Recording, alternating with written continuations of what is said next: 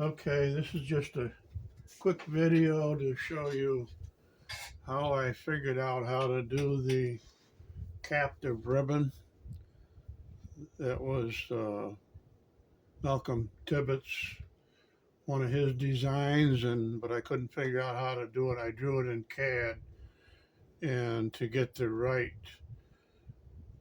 uh, slope angle on the bottomless bowls and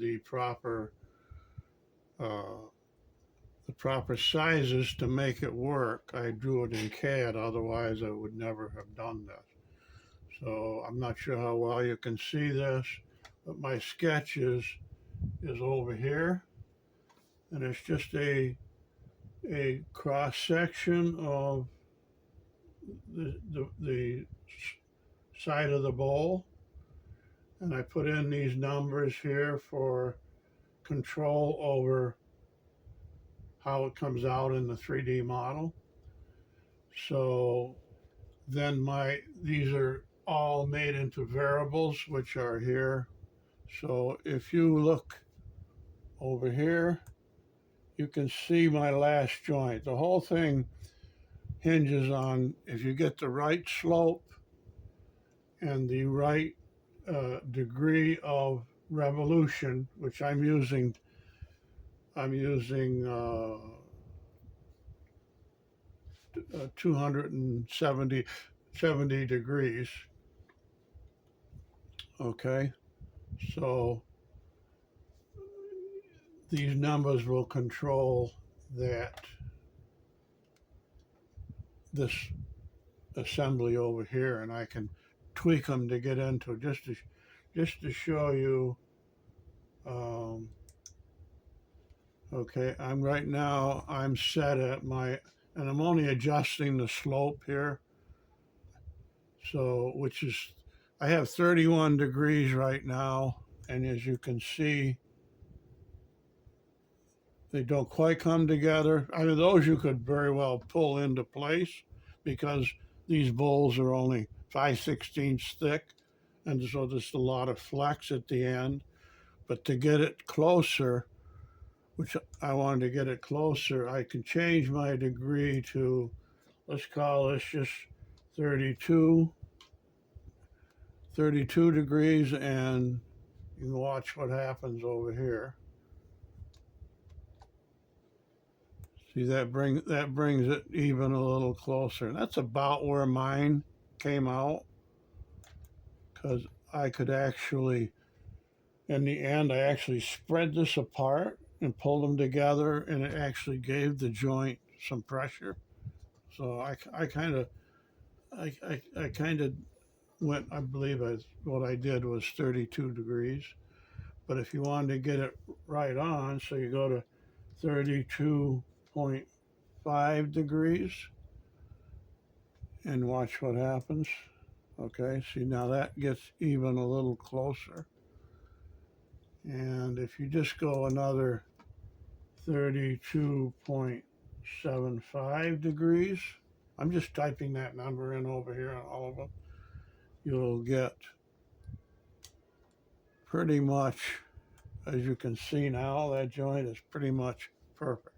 So if you're trying to do it with much thicker material or something where you had no flex, you would have to accurately make your cones, your bottomless bowls, at 32.75 degrees, and making those bowls, your angle really comes out, somewhere between 31 and 32, 2.5 degrees. So mine came out just the way I wanted it.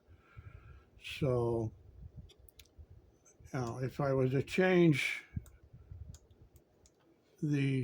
over here, if I were to change the revolve angle was, as you saw in the sketch over here, was the angle that I revolved that profile around a center axis. So I revolved it around 270 degrees. But if I change that 270 degrees, let's just call it 260, you can see what would happen over here. Okay, see now it's just doesn't work.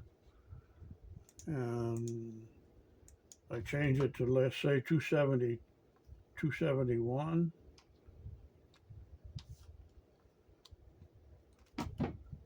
Okay, the 271 degrees is close. So you can see it right there. That would definitely work. And you know, when you cut these pie shaped pieces out, you know, you could be a little bit off. But I just wanted to show you that. I'm gonna put this back now to, I had 32.5 and I had 270 degrees. 270. Enter. So I just wanted to show you that's the way mine came out. It was about like that. So, and it really worked out really well because it gave me some clamping pressure. You can change any of these variables here. I was just using the slope angle. So if I wanted to change, let's say the length of the cone, which is, I have it right now, it's at 3.5. So I could change that to 4 and watch what happens over here. Okay, that brings them in, but they get pretty close in here. Also, I could change the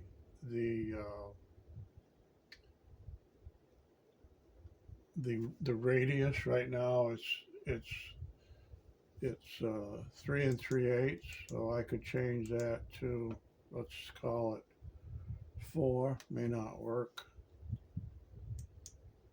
Okay, so if you change that to 4, and then you could change your length again here now. Let's call it, let's say 5. And now you could see you could actually have a bigger ribbon. So you know, it depends on what you want to do. So I'd also, and I'm not going to show you now, I had, this is an 8 bottomless bowl and assembly.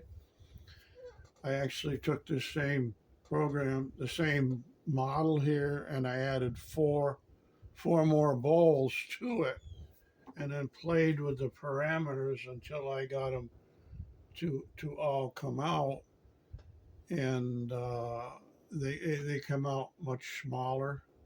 Well, I would than what I had.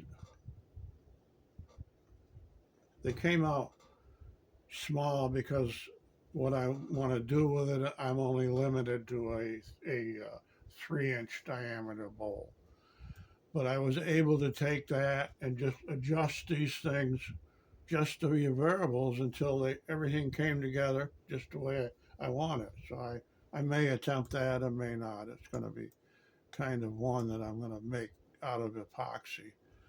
So, and then I didn't model the ball on the inside because I figure I'd wait till it gets all done. You make these in 2 halves and then you put them together. I could fit the ball, get the proper size ball. It'd be kind of, you could model it in here, but it wouldn't be perfect. I knew it was somewhere around 6 inches, and it actually came out, the one I put in, I think was 6 3/16 inches. So anyway, that's it. Thanks for watching. The 3D CAD helps me a lot. I would not have attempted this one had I not been able to do this, because you don't want to make up 8 bottomless bowls and not be sure that they're going to come out the way they're supposed to. So I do this for a lot of my projects. So thank you for watching.